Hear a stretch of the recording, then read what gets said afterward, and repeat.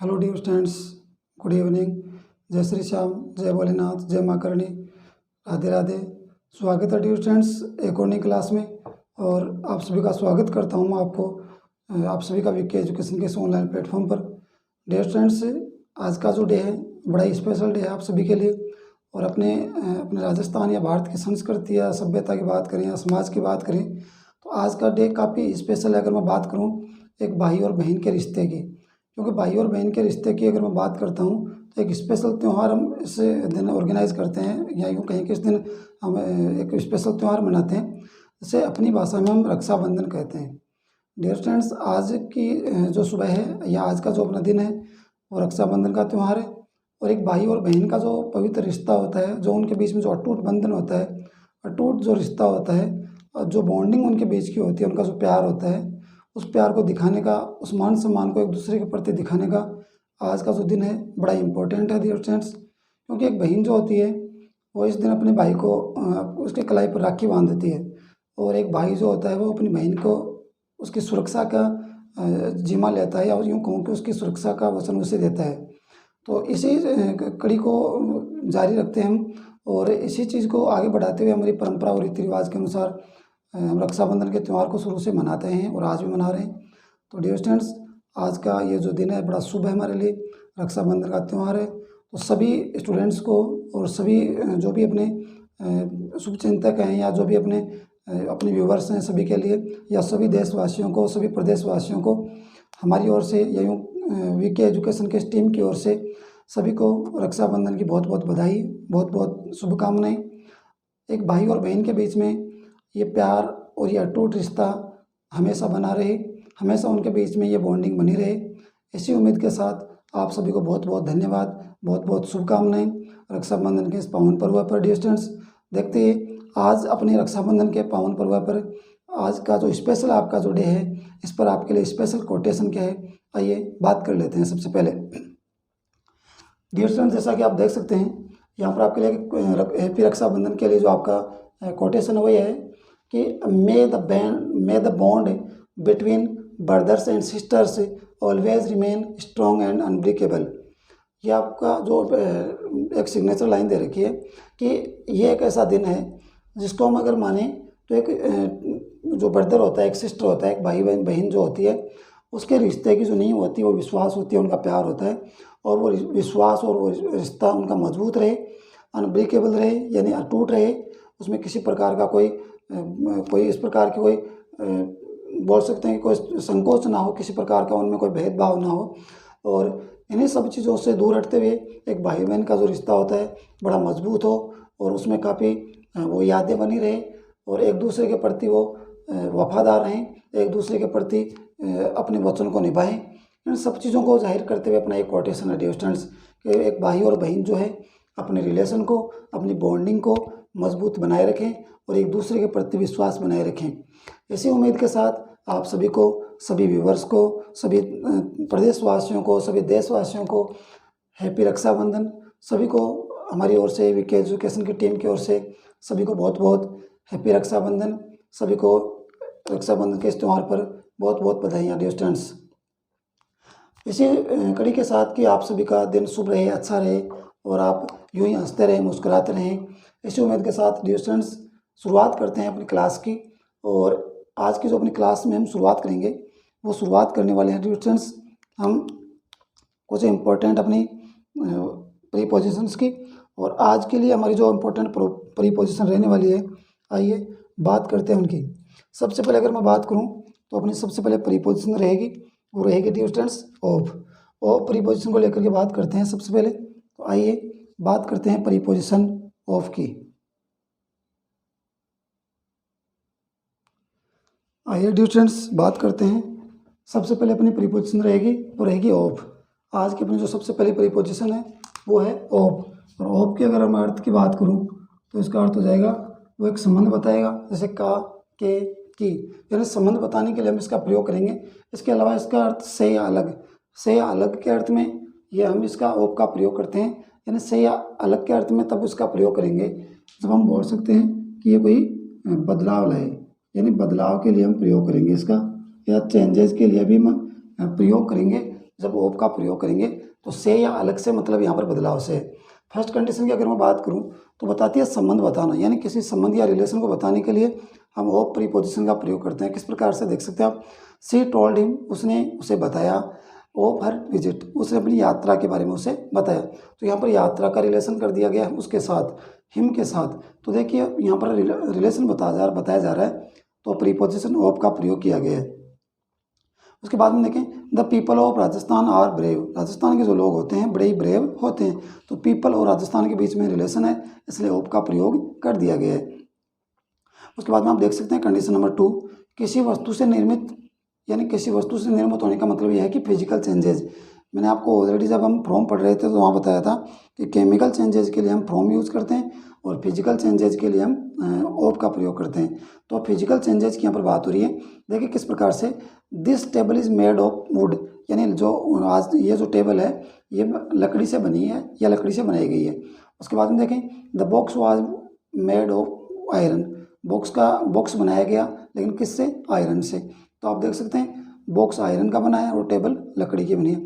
तो दोनों ही की फिजिकल चेंजेस को इंडिकेट कर रहे हैं, दोनों ही सेंटेंसेज में या दोनों एग्जाम्पल में ओप का प्रयोग किया गया है। डियर स्टूडेंट्स, ओप प्रीपोजिशन है। उसके बाद में थर्ड कंडीशन है माप तोल, यानी माप तोल आपको बता रही है। और माप तोल के अकॉर्डिंग अगर बात करें तो फर्स्ट कंडीशन ये है या फर्स्ट एग्जाम्पल ये है, I bought a litre of milk, मैंने 1 लीटर दूध खरीदा। तो यहाँ पर देख सकते हैं माप तोल के लिए यानी लीटर के लिए हमने ओप का प्रयोग किया है।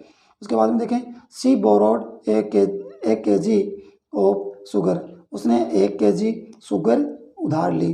तो आप देख सकते हैं यहाँ पर शुगर या फिर केजी, जैसे देख सकते हैं केजी यानी, और केजी और लीटर दोनों ही आपकी माप तोल की इकाई है, इसलिए प्रीपोजिशन ओप का प्रयोग डियर स्टूडेंट्स कर दिया गया है। एक बार दोबारा देख सकते हैं, यहाँ पर ओप प्रीपोजिशन की हम बात कर रहे हैं, अर्थ होता है कहा के की, यह संबंध के लिए आपका प्रयोग हो सकता है, और से या अलग आप बदलाव के लिए यूज करेंगे, ध्यान रखें। सबसे पहले संबंध की कंडीशन की बात करूँ तो फर्स्ट कंडीशन ये बताती है संबंध या रिलेशन बताना। संबंध या रिलेशन या किसी को रिलेट करने के लिए हम ऑफ प्रीपोजिशन का प्रयोग करते हैं। देखिए किस प्रकार से, सी told him of her visit, उसने अपनी यात्रा के बारे में उसे बताया। ऑफ प्रीपोजिशन का यहाँ पर प्रयोग किया गया है डियर स्टूडेंट्स। नेक्स्ट देखें, the people of Rajasthan are brave, Rajasthan और पीपल यहाँ दोनों का रिलेशन बताया गया है, इसलिए आप देख सकते हैं कि ऑफ का प्रयोग कर दिया गया है। सेकंड कंडीशन है किसी वस्तु से निर्मित, यानी फिजिकल चेंजेस के बारे में यहाँ पर बात की गई है। केमिकल चेंजेस होते हैं तो हम फ्रॉम का प्रयोग करते हैं। तो आप देख सकते हैं this table is made of would, ये टेबल लकड़ी से बनाई गई है।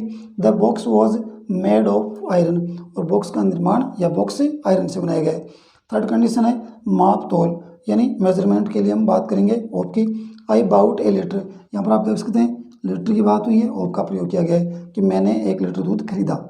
सेकंड है सी बोरोड 1 kg ऑफ शुगर, उसने 1 kg शुगर के लिए उधार ली। तो आप देख सकते हैं तीनों ही जो कंडीशन है वो ऑफ को लेकर के है, ऑफ कंडीशन को लेकर के। तो आप देख सकते हैं तीनों ही कंडीशन बड़ी इंपॉर्टेंट है और तीनों के ही अपने कुछ एग्जाम्पल भी आपके सामने हैं। आइए डियर स्टूडेंट्स, अब बात करते हैं ऑफ कंडीशन को लेकर के कुछ और इम्पोर्टेंट अपनी फैक्ट की और कुछ और कंडीशंस की।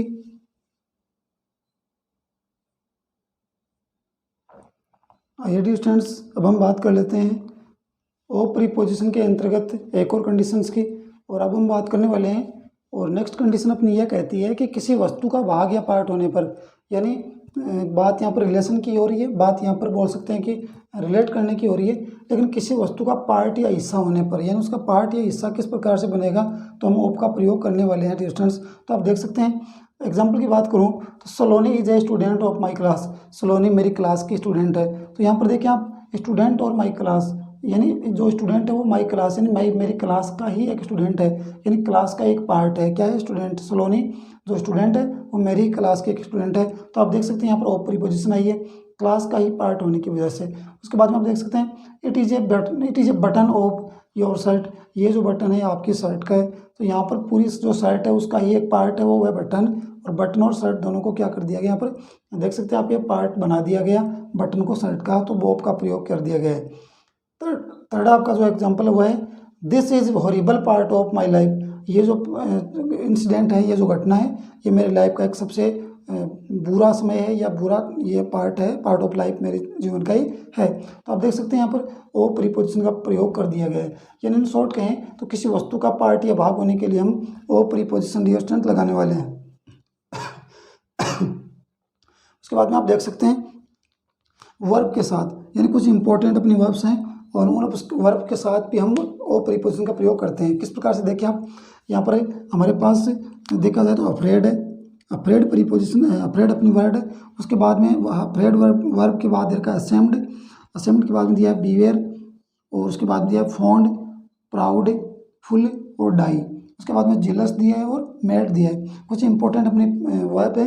अफ्रेड का अर्थ डरना होता है। उसके बाद में असेम्ड होता है शर्मिंदा, बीवेयर होता है सावधान, फॉन्ड होता है शौकीन होना किसी चीज़ का, प्राउड गर्व है, फुल ब्रावा या फुल, डाई मरना, जिलस ईर्ष्या नफरत, ईर्ष्यालु नफरत करने वाला बोल सकते हो, और मेड होता है बनाया हुआ। तो आप देख सकते हैं किस प्रकार से इन वर्ब्स के साथ भी हम ओ प्रीपोजिशन का ही प्रयोग करेंगे।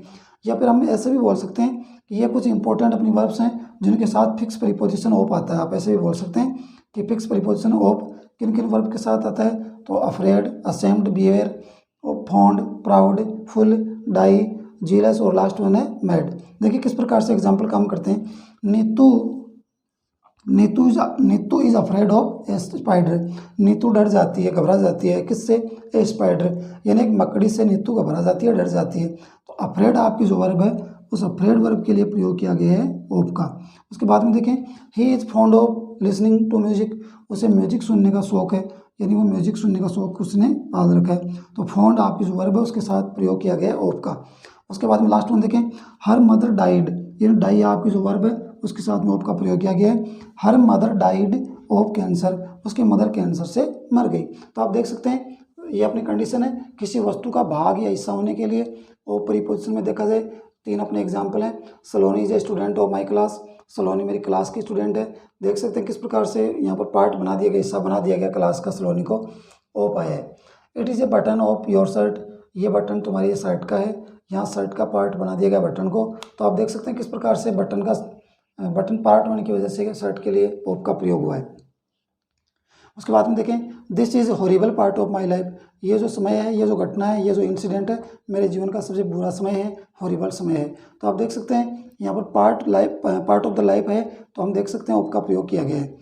उसके अलावा लास्ट वन जो आपकी कंडीशन है ऑफ को लेकर के वो है कि कुछ निश्चित अपनी वर्ब्स हैं, उन वर्ब के साथ या क्रियाओं के साथ हम ऑफ प्रीपोजिशन का प्रयोग करते हैं। इसके साथ देखें afraid, ashamed, beware, fond, proud, full, die, jealous और मैड, ये कुछ अपने इंपॉर्टेंट वर्ब हैं जिनके साथ हमेशा आप ओ प्रीपोजिशन लगाते हो। Neetu is afraid of a spider, Neetu एक स्पाइडर से डर जाती है। He is fond of listening to music, उसे म्यूजिक सुनने का शौक है। उसके बाद में her mother died of cancer, ये अपने कुछ इंपॉर्टेंट ओ प्रीपोजिशन को लेकर के 5 अलग अलग इंपॉर्टेंट कंडीशंस थी, और यही ओ प्रीपोजिशन को लेकर के कुछ अपने इंपॉर्टेंट एग्जाम्पल भी डियर स्टूडेंट्स थे। इसके बाद में हम बात करने वाले हैं डियर स्टूडेंट्स एक और अपनी इंपॉर्टेंट वर्ब की और इंपॉर्टेंट अपनी प्रीपोजिशन की, और इंपॉर्टेंट अपनी प्रीपोजिशन रहने वाली है। आइए बात करते हैं। और अभी जो अपनी इंपॉर्टेंट वर्ब होगी या ये इंपॉर्टेंट अपनी प्रीपोजिशन होगी, इंपॉर्टेंट प्रीपोजिशन में अगर बात करें तो अब होगी डियर स्टूडेंट्स, और वो रहने वाली है आपकी अंडर। अब नेक्स्ट प्रीपोजिशन होने वाली है ऑफ के बाद में अंडर। अंडर की बात करें तो अंडर आपका जो प्रीपोजिशन है उसका अर्थ हम लेते हैं नीचे के अर्थ में, यानी ऐसी कोई वस्तु या जो किसी आधार के नीचे हो, लेकिन ध्यान रखें टच ना करे, यानी उसको छूती हुई ना हो, तब हम अंडर प्रीपोजिशन का प्रयोग करते हैं। आइए जानते हैं प्रीपोजिशन अंडर को। डियर स्टूडेंट्स अगर बात करें अब नेक्स्ट जो अपनी प्रीपोजिशन है वो होगी डिस्टेंस अंडर। अगर अंडर की बात करें तो नीचे इसका अर्थ होता है या नियंत्रण। आप देख सकते हैं अंडर का अर्थ की अगर बात करूँ तो ये 2 सेंस में अपने काम में लेते हैं, नीचे के अर्थ में और नियंत्रण। नियंत्रण यानी कंट्रोल या डोमिनेशन के लिए इसका यूज करेंगे, और अंडर यानी नीचे के अर्थ में भी इसका प्रयोग करते हैं। सिमिलरली आपका यूज होता है बिलो, ध्यान रखें अंडर या बिलो सिमिलरली आपके यूज होते हैं। आप देख सकते हैं फर्स्ट कंडीशन ये दर्शा रही है कि किसी वस्तु के नीचे होना चाहिए लेकिन स्पर्श या टच ना करें। आप देख सकते हैं आपका ये मैंने यहाँ पर एक आपने डायग्राम दिया है कि आप ऊपर आपका जो बेस है वो आधार है और उसके नीचे आपकी वस्तु रखी हुई है, लेकिन ध्यान रखिए दोनों के बीच में यहाँ पर प्रेप्स गैप है। यहाँ पर गैप देख सकते हैं आप, ये गैप बना हुआ है, दोनों टच में नहीं है एक दूसरे के। आपका जो बेस है, आपका जो आधार है, जो धरातल है वो और आपकी वस्तु दोनों के बीच में काफ़ी स्पेस है। ये स्थिति जो बनती है वो बनती है अंडर की। फर्स्ट कंडीशन देखिए किसी वस्तु के नीचे हो लेकिन स्पर्श या टच ना करें। तो देखिए किस प्रकार से your shoes are under the bed, आपके जो शूज हैं वो कहाँ हैं, वो बेड के नीचे है, तो अंडर द बेड, तो नीचे के अर्थ में यहाँ पर प्रयोग किया गया अंडर का। देखिए टच ना होना, टच ना हो, ये आपकी कंडीशन है। The hen is under the basket, hen यानी मुर्गी जो आपकी है वो बास्केट के नीचे है, यानी वो भी आपकी उसकी जो रूफ है उसको टच नहीं कर रही है, या देख सकते हैं कि वो टच में ना हो। उसके बाद में देखें, आई put the mobile under the pillow, मैंने मोबाइल को तकिए के नीचे रखा। तो आप देख सकते हैं अंडर जो आपका वर्ड यहाँ पर प्रीपोजिशन आ रही है वो तीनों ही कंडीशन में या तीनों ही सेंटेंसेस में आपकी नीचे के अर्थ में आ रही है, और तीनों ही सेंटेंस में एक सिमिलरिटी है कि यहाँ पर जो आपका जो नाउन है या जो बेस है वो दोनों एक दूसरे से टच नहीं हो रहे, दोनों के बीच में काफ़ी गैप है। उसके बाद में देखें सेकंड कंडीशन है वो है नियंत्रण यानी कंट्रोल या शासन या डोमिनेशन। नियंत्रण या कंट्रोल बोल दो या डोमिनेशन या शासन बोल दो, इसके लिए यूज करते हैं अंडर का। किस प्रकार से, the situation is under control now, situation यानी हालात अब अंडर कंट्रोल है, यानी हालात अब नियंत्रण में हैं। उसके बाद में देखें, he is under me in college, यानी कॉलेज के दिनों में या कॉलेज में वह मेरे अंडर काम करता था या मेरे अंडर में था, यानी मेरे नियंत्रण में था। तो आप देख सकते हैं नीचे के अर्थ में यहाँ पर प्रयोग किया गया है या शासन या नियंत्रण के अधिकार में यहाँ पर प्रयोग किया गया है। तो आप देख सकते हैं दोनों ही अपने एग्जाम कंडीशंस हैं। फर्स्ट है कि किसी वस्तु के नीचे होना चाहिए लेकिन स्पर्श ना करे। एग्जाम्पल की बात करें तो आप देख सकते हैं your shoes are under the bed, आपके जूते टेबल के बेड के नीचे हैं। Next the hen is under the basket, hen यानी मुर्गी आपकी बास्केट के नीचे है। I put the mobile under the pillow, मैंने तकिए के नीचे मोबाइल को रखा। तो तीनों एग्जाम्पल नीचे के अर्थ में यहाँ पर आप अंडर का प्रयोग कर रहे हैं। उसके बाद में देखें नियंत्रण कंट्रोल या शासन डोमिनेशन को दर्शाने के लिए आप ओप अंडर का प्रयोग करते हैं। देखिए the situation is under control now, हालात अब नियंत्रण में हैं। He is under me in college, वह कॉलेज में मेरे अधीन या मेरे नियंत्रण में काम करता था। तो आप देख सकते हैं दोनों इंपॉर्टेंट आपकी कंडीशंस हैं। अगर बात करूँ प्रीपोजिशन अंडर की, आइए उसके बाद में बात करते हैं कुछ इंपॉर्टेंट और अपने अंडर के ही अंतर्गत कुछ इंपॉर्टेंट और कंडीशंस की, और जानते हैं कि अंडर के अंतर्गत और कौन सी कंडीशन के अंतर्गत हम इसको अंडर को यूज कर सकते हैं या इसका प्रयोग हम कर सकते हैं। आइए बात करते हैं और कंडीशन की। आइए डियर फ्रेंड्स अब बात करते हैं अंडर, जो आपका अंडर प्रपोजिशन है जिसका अर्थ नीचे या नियंत्रण के अर्थ में हम लेते हैं, उसी के अंतर्गत बात करते हैं एक और अपनी कंडीशंस की। और कंडीशन नंबर 3 अगर ये आपकी बात करें तो कंडीशन नंबर 3 यह कहती है कि किसी स्थिति या दशा को बताने के लिए, स्थिति या दशा यानी किसी कार्य की, किसी वस्तु की क्या स्थिति है, क्या कंडीशन में हो या क्या उसकी सिचुएशन है, वो बताने के लिए हम अंडर का प्रयोग करते हैं। देखिए आप किस प्रकार से यूज़ कर सकते हैं। My house is under construction, देखिए स्थिति या दशा या कंडीशन बताने के लिए कैसे यूज़ करेंगे। My house is under construction, मेरा जो घर है वो क्या है, वो अंडर कंस्ट्रक्शन है, यानी उसका निर्माण कार्य चल रहा है, यानी वो निर्माण कार्य उसका अभी पेंडिंग में चल रहा है, कंप्लीट नहीं हुआ। तो बोल सकते हैं कि मेरा घर निर्माणाधीन है या फिर अंडर कंस्ट्रक्शन है। उसके बाद में देखें your case is under consideration, आपका जो केस है वो अंडर कंसिडरेशन है, यानी विचाराधीन है या उस पर विचार किया जा रहा है। तो आप देख सकते हैं दोनों ही सेंटेंसेज हैं, दोनों एग्जाम्पल है। आपको एक बोल सकते हैं कि अंडर कंसिडरेशन या अंडर कंस्ट्रक्शन की बात करें तो एक स्थिति, एक दशा या कंडीशन आपके लिए छोड़कर जाते हैं, इसलिए यहाँ पर बात करते हैं अंडर की। नेक्स्ट हमारे पास जो कंडीशन हुआ है के नेतृत्व में, यानी लीडरशिप की यहाँ पर बात की गई है। और लीडरशिप की अगर बात करें तो किस प्रकार से इसका यूज कर सकते हैं। देखिए India won many matches under the captaincy of Sourav Ganguly, यानी भारत ने सौरव गांगुली की कैप्टनशिप में बहुत सारे मैचेज जीते हैं। ये आपका लीडरशिप को लेकर के एक एग्जाम्पल है। तो आप देख सकते हैं अंडर जो आपकी प्रीपोजिशन है उसके कुछ इंपॉर्टेंट अपनी स्थितियाँ हैं, कंडीशंस हैं। थर्ड कंडीशन कहती है कि स्थिति या दशा को बताने के लिए, तो आप देख सकते हैं स्थिति या दशा कैसे बताई जाएगी। My house is under construction, your case is under consideration. तो मैं आपका my house is under construction, आप मेरा घर निर्माणाधीन है। और your case is under consideration, आपका केस जो है वो विचाराधीन है।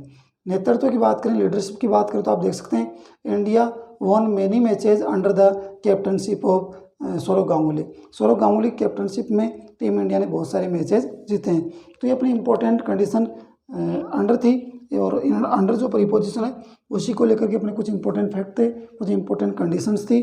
डियर स्टूडेंट्स उम्मीद करते हैं कि और इससे पहले अपनी जो प्रीपोजिशन हुई है उसके बाद में हमने अभी रिसेंट में अंडर प्रीपोजिशन का जिक्र किया है, और उम्मीद करता हूँ कि आपको ये पसंद आएंगे, रिवाइज क्लास करके देखें तो अब उसको बिल्कुल आपको पसंद आ जाएंगे डियर स्टूडेंट्स, बिल्कुल आपको समझ में आएंगे। आइए अब बात करते हैं एक और अपनी इंपॉर्टेंट प्रीपोजिशन की, जिसका हम जिक्र करने वाले हैं डियर स्टूडेंट्स। और नेक्स्ट आपकी जो प्रीपोजिशन होने वाली है वो होगी डियर स्टूडेंट्स विद। आइए नेक्स्ट प्रीपोजिशन विद का हम जिक्र करते हैं और समझते हैं उसके कुछ इंपॉर्टेंट कंडीशंस और एग्जांपल्स को।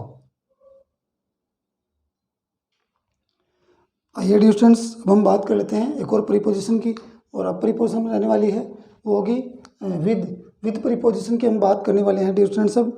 और विद प्रीपोजिशन की बात करें तो इसका जो प्रयोग होता है वो यूज़ होता है आपका साथ, यानी के साथ और साधन के अर्थ में। विद का हम दो जगह यूज़ कर सकते हैं, या यूँ कहें कि और भी इसकी कंडीशंस है, लेकिन नॉर्मली अगर जनरली देखा जाए तो विद जो है साथ या साधन के अर्थ में इसका प्रयोग होता है नॉर्मली। साधन का अर्थ यहाँ पर बेसिकली आपका ट्रांसपोर्टेशन वाले साधन की बात नहीं हो रही, व्हीकल की बात नहीं हो रही। यहाँ साधन का मतलब होता है मीडियम, यानी किसके जरिए, यानी क्या आपका जरिया रहा होगा, क्या आपका माध्यम रहा होगा, इसके लिए हम यूज़ करते हैं साधन या विद का। देखिए आप फर्स्ट कंडीशन क्या कहती है, माध्यम या साधन के लिए। ये तो आपको मैंने बताया कि किसी मीडिएटर के लिए, किसी माध्यम के लिए, कि आपका जो कार्य है, आपकी जो वर्ब है वो किस माध्यम से हो रही है, किस साधन के थ्रू आपकी क्रिया संपन्न हो रही है, तो ध्यान रखें उसके लिए यूज करेंगे हम विद का। फर्स्ट एग्जांपल देखें, द काउ वॉज थीदर्ड विथ ए रोप, यानी काउ को, गाय को एक रस्सी के सहारे बांध दिया गया। तो आप देख सकते हैं यहाँ पर रस्सी के साथ बांध दिया गया, यानी यहाँ पर जो रस्सी है, रोप है, और काउ जो है वो एक जो रोप है वो बांधने का जो काम किया गया वो एक रस्सी के माध्यम से किया गया। तो आप देख सकते हैं विद का प्रयोग किया गया है। सेकंड एग्जांपल आप देखें, the tiger was killed with a gun, tiger को एक गन के द्वारा, या देख सकते हैं कि टाइगर को एक गन से मार दिया गया। तो टाइगर को गन के द्वारा मारा गया, गन से मारा गया। गन ने यहाँ पर जो है कार्य संपन्न करने में अपना रोल निभाया। तो यहाँ पर हम एक एज ए जो है आपका मीडियम या मीडिएटर की तरह काम कर रही है गन, तो यहाँ पर साधन की तरह यूज जो है गन, तो विद का प्रयोग हुआ है। उसके बाद में देखें, she cut the fruits with A knife, उसने चाकू से फलों को काटा, यानी उसने जो फल काटे वो चाकू से काटे। तो यहाँ पर जो फलों को काटने की जो क्रिया हो रही है वो एक चाकू के माध्यम से हो रही है, यानी चाकू यहाँ पर साधन की भूमिका निभा रहा है, विद का प्रयोग हुआ है। उसके बाद में देखें, we wrote with a pen, हमने पेन से लिखा, यानी हमने जो भी कुछ भी लिखा वो किससे लिखा, पेन से लिखा। तो पेन यहाँ पर एक साधन की भूमिका में प्रयोग किया गया विद का। उसके बाद में सेकंड कंडीशन देखें आप, के साथ या साथ के अर्थ में, यहाँ पर साथ के अर्थ में हम प्रयोग करेंगे विद का। देखिए किस प्रकार से, he plays with his friends, वह अपने दोस्तों के साथ खेलता है। नेक्स्ट है, Avika came with her mother, Avika अपनी मदर के साथ आई। अब देख सकते हैं आप दोनों ही जो कंडीशंस हैं, फर्स्ट कह रही है माध्यम या साधन के लिए प्रयोग करेंगे। द काउ वॉज थीदर्ड विथ ए रोप, गाय को रस्सी के सहारे या रस्सी के माध्यम से बांध दिया गया। The tiger was killed with a gun, tiger को गन से मार दिया गया। तो गन यहाँ पर एक साधन की भूमिका में है। उसके बाद में the sick cut the fruit with a knife, उसने फ्रूट से जो है चाकू से काटे। उसके बाद में we wrote with a pen. Generally आप ध्यान रखें, जिस वेपन को या जिस अपने इक्विपमेंट को हम अपने हाथ में रख करके और उससे कोई क्रिया अपनी संपन्न करते हैं तो वहाँ पर हम जनरली विद का प्रयोग करते हैं, ध्यान रखें। और जो हथियार अपने होते हैं या जो भी अपने वेपन्स होते हैं या अपने इक्विपमेंट होते हैं जो जिनसे अपनी क्रिया संपन्न होती है, अगर वो हाथ में रख करके नहीं बल्कि हाथ से फेंक कर चलाए जाते हैं तो जनरली वहाँ पर बाई का प्रयोग करते हैं। और जो हाथ में रख कर जिनको चलाया जाता है या हाथ में जिनको रखा जाता है फिर उनसे जो क्रिया होती है या क्रिया संपन्न होती है वहाँ पर हम प्रयोग करेंगे डियर स्टूडेंट्स विद का। जनरली आप इस प्रकार से इनको याद रख सकते हैं। और सेकंड अपना एग्जांपल, सेकंड अपनी जो कंडीशन वो आपके सामने, साथ के अर्थ में इसका प्रयोग करेंगे। He plays with his friends, वह अपने फ्रेंड्स के साथ खेलता है। Avika came with her mother, Avika अपनी मदर के साथ आई।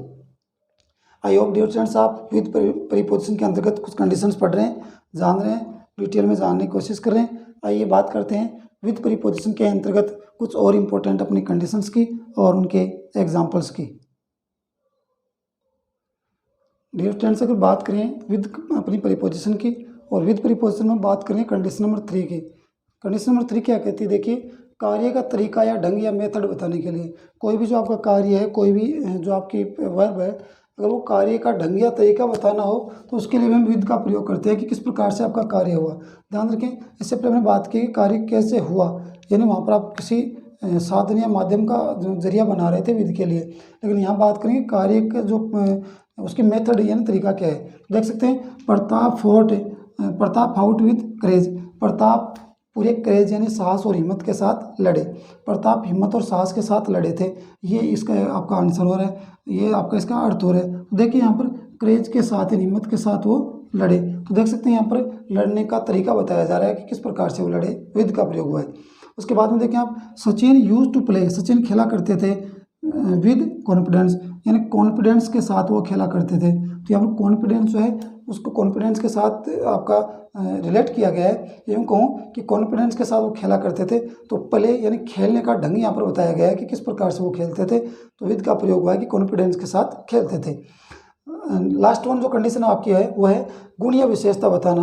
विद में गुणीय विशेषता बताने के लिए हम यूज करते हैं विद का। देखिए किस प्रकार से, I met a boy with curly hair, मैं एक लड़के से मिला जिसके बाल कैसे थे, कर्ली हेयर, यानी मैं एक घुंघराले बाल वाले लड़के से मिला। तो यहाँ पर देख सकते हैं बालक जो है, लड़का जो है, उसके बाल घुंघराले हैं, कर्ली हैं, तो ये उसकी विशेषता, उसके बालों की विशेषता बताई है, विद का प्रयोग हुआ है। नेक्स्ट देखें, आई सा ए गर्ल, मैंने एक लड़की को देखा विथ ब्यूटीफुल आइज, यानी एक ऐसी लड़की को मैंने देखा जिसकी आंखें सुंदर थी। तो यहाँ पर ब्यूटीफुल आइज है यानी सुंदर आंखें बताई गई है लड़की की विशेषता बताई गई है कि वो उसकी क्वालिटी बताई गई है, डिस्क्राइब किया गया है लड़की को कि लड़की किस प्रकार से, जिस लड़की को देखा गया वो कैसी थी, तो उसकी आंखें सुंदर थी। तो आप देख सकते हैं यहाँ पर गुणीय विशेषता बताई गई है, यहाँ पर प्रयोग किया गया विद का। तो डियर स्टूडेंट आप देख सकते हैं विद जो आपकी प्रीपोजिशन है इसको लेकर अपने 4 टोटल कंडीशंस हैं जिनमें आपके साधन या तरीके को बताने के लिए हमने यूज किया है। इसके अलावा आप देख सकते हैं कार्य का ढंग या तरीका बताना, और उसके बाद में आपका दिया है गुणीय विशेषता। तो ये चारों ही कंडीशंस हैं प्रीपोजिशन विद को लेकर के। आई होप डियर स्टूडेंट्स आपको पसंद आई होगी और ये आपके लिए काफ़ी इंपॉर्टेंट रही है। इसके बाद में डियर स्टूडेंट्स अगर हम बात करें नेक्स्ट, अगर प्रीपोजिशन की बात करें तो वो आपके डियर स्टूडेंट्स रहेगी, और वो नेक्स्ट प्रीपोजिशन आपके लिए रहने वाली है, बात करते हैं वो रहेगी थ्रू। आइए बात करते हैं नेक्स्ट प्रीपोजिशन थ्रू की।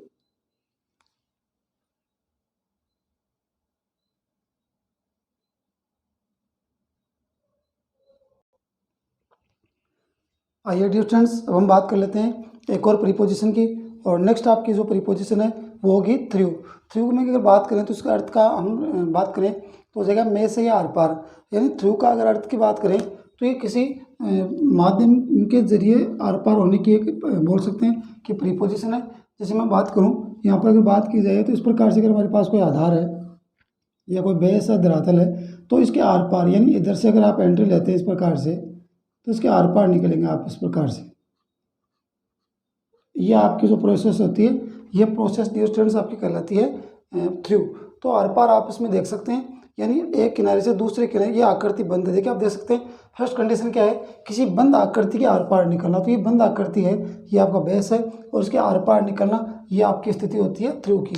तो फर्स्ट कंडीशन क्या कहती है, देखिए किसी बंद आकृति के आर पार निकलना। और एग्जाम्पल क्या कहते हैं, देखिए the train Passage through the tunnel, यानी जो ट्रेन है वो किधर से निकलती है, वो ट्रेन जो है वो किसी ट्यूनल यानी जो आपकी सुरंग होती है उस सुरंग के आर पार निकलती है, उसके सुरंग के आर पार गुजरती है। देखिए उसके बाद में आप देख सकते हैं the thief enter the house through the window, चोर जो है वो विंडो के जरिए या विंडो के माध्यम से घर के अंदर घुसा। तो यहाँ पर देख सकते हैं थ्रू का प्रयोग किया गया है, यानी खिड़की के आर पार देख सकते हैं। उसके बाद में देखिए दे पास्ड थ्रू द फॉरेस्ट, वे जंगल में से होकर गुजरे, वे जंगल में से होकर गुजरे। और यहाँ पर आप देख सकते हैं चोर खिड़की में से होकर के अंदर गया या एंट्री ली। तो इस प्रकार से आप देख सकते हैं कहीं इसका अर्थ में से निकल रहा है, में से होकर के निकल रहा है, या आर पार के अर्थ में आप इसको मान सकते हैं। लेकिन बड़ी इंपॉर्टेंट प्रीपोजिशन है डियर स्टूडेंट्स, अगर देखा जाए आपकी कंपटीशन लेवल के एग्जाम के थ्रू या फिर आपके स्कूलिंग एजुकेशन के हिसाब से। उसके बाद में देखा जाए सेकंड जो आपकी कंडीशन है वो ये है कि के द्वारा, यानी के द्वारा, या फिर आप इसे मान सकते हैं कि के जरिए, के द्वारा या के जरिए। यहाँ पर के द्वारा या के जरिए के अर्थ में हम इसका प्रयोग करेंगे। वी गेट लेटर्स, हम लेटर प्राप्त करते हैं थ्रू पोस्टमैन, यानी हमें लेटर किसके थ्रू मिलते हैं, किसके द्वारा मिलते हैं, किसके जरिए मिलते हैं, हमें लेटर्स जो हैं एक पोस्टमैन के जरिए मिलते हैं या उनके द्वारा प्राप्त होते हैं। नेक्स्ट देखें, सी गोट दिस गिफ्ट थ्रू मी, उसे ये जो गिफ्ट मिला वो मेरे थ्रू या मेरे जरिए या मेरे कि मेरे द्वारा इसको उसको ये गिफ्ट मिला। तो आप देख सकते हैं दोनों ही जो कंडीशन है, ध्यान रखें थ्रू जो आपकी प्रीपोजिशन है उसमें कंडीशन सिर्फ 2 ही बन रही है डियर स्टूडेंट्स, लेकिन फिर भी ध्यान रखें काफ़ी इंपॉर्टेंट प्रीपोजिशन है। आर पार देख सकते हैं, बंद आकृति के आर पार निकलने की जो प्रोसेस होती है वो उसमें थ्रू का प्रयोग करते हैं। एग्जाम्पल की बात करें, the train Passage through the tunnel, train जो आपकी टनल है सुरंग उसके आर पार उसके एक सिरे से दूसरे सिरे की तरफ निकल जाती है, गुजर जाती है। फिर देखिए the thief entered the house through the window, चोर खिड़की में से होकर के अंदर घुसा या घर के अंदर गया। उसके बाद में देखें दे पास्ड थ्रू द फॉरेस्ट, व जंगल में से होकर गुजरे। उसके बाद में सेकंड कंडीशन है के द्वारा या के जरिए के अर्थ में, we get letters through the postman, हम पोस्टमैन के जरिए लेटर प्राप्त करते हैं। She got this gift through me, उसने यह गिफ्ट मेरे जरिए या मेरे द्वारा प्राप्त किया। I hope dear students through जो प्रीपोजिशन है वो काफ़ी इंपॉर्टेंट प्रीपोजिशन है। तो ध्यान रखिए आज अपनी जो इंपॉर्टेंट प्रीपोजिशन रही है वो रही है, फर्स्ट वन की अगर बात करूँ तो कंडीशन प्रीपोजिशन रही है वो रही है होप। उसके बाद में हमने बात की है होप के अलावा प्रीपोजिशन अपने पास जो है, होप के अलावा प्रीपोजिशन हमने बात की है वो की है आपकी थ्रू के अलावा हमने बात की है और वो रही है आपकी विद। तो कुछ इंपॉर्टेंट प्रीपोजिशन आज हमने जिक्र किया है जिनका, और डियर स्टूडेंट्स उम्मीद करता हूँ कि आज की ये अपनी जो है प्रीपोजिशन आपके लिए काफ़ी इंपॉर्टेंट और काफ़ी हेल्पफुल रहेगी। आइए डियर स्टूडेंट्स अब हम बात करते हैं एंड ऑफ द क्लास अपनी कुछ इंपॉर्टेंट वोकैब की, और आज अपनी वोकैब के इंपॉर्टेंट वर्ड रहने वाले हैं वो होंगे, फर्स्ट वन की अगर बात करूँ तो वो रहेगा आपका फ्रेंड, जिसका अर्थ मित्र या दोस्त होता है, और सेकंड वन जो आपका वर्ड रहेगा वो रहेगा फ्रूगल। फ्रूगल की अगर बात करूँ तो इंपॉर्टेंट वर्ड है, ध्यान रखिए इसका अर्थ होता है मितव्ययी, यानी जो कम खर्च करता है, इकोनॉमिकल जो होता है उसके लिए हम यूज़ करते हैं फ्रूगल का। आइए बात करते हैं दोनों ही इंपॉर्टेंट वोकैब के वर्ड की और उनके एंटोनिम और सिनोनिम की। आइए स्टूडेंट्स अब हम बात कर लेते हैं अपने वोकैब की, और आज की अगर बात की जाए तो आज अपने स्पेशल जो अपने वोकैब के वर्ड हैं वो स्पेशल डे के दिन है, क्योंकि आज का रक्षाबंधन का दिन है। और बात करते हैं अपनी इंपॉर्टेंट वोकैब की, तो आज बात करते हैं सबसे पहला जो अपना वर्ड है वो है डियर स्टूडेंट्स फ्रेंड। फ्रेंड की बात करें तो फ्रेंड का जो अर्थ होता है दोस्त या मित्र।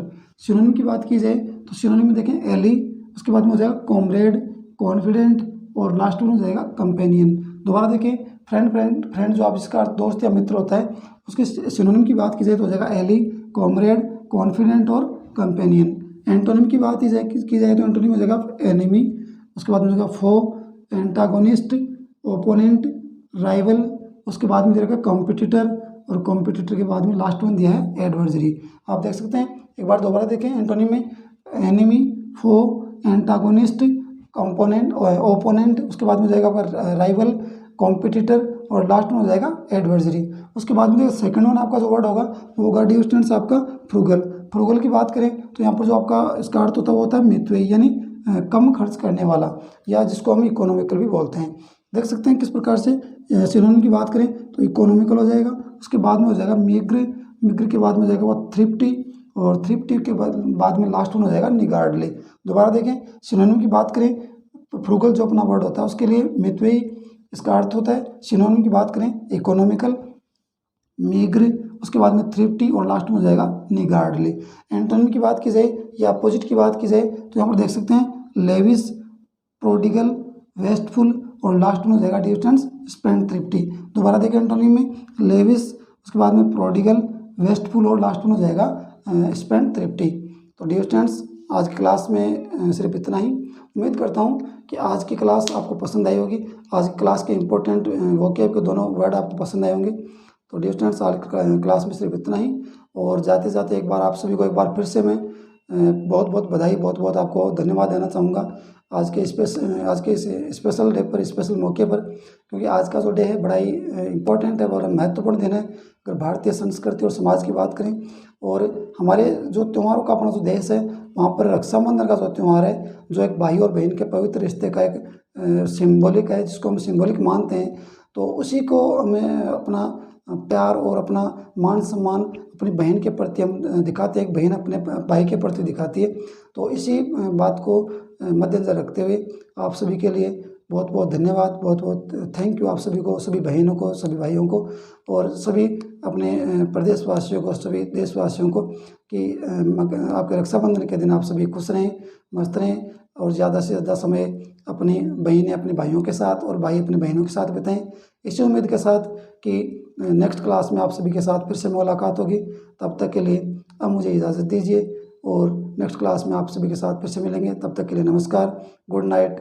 Thank you so much for watching this class and once again thank you so much for this watching this class and best wishes and congratulations on the auspicious occasion of the Raksha Bandhan. Thank you so much for watching this class. Keep smiling and be safe.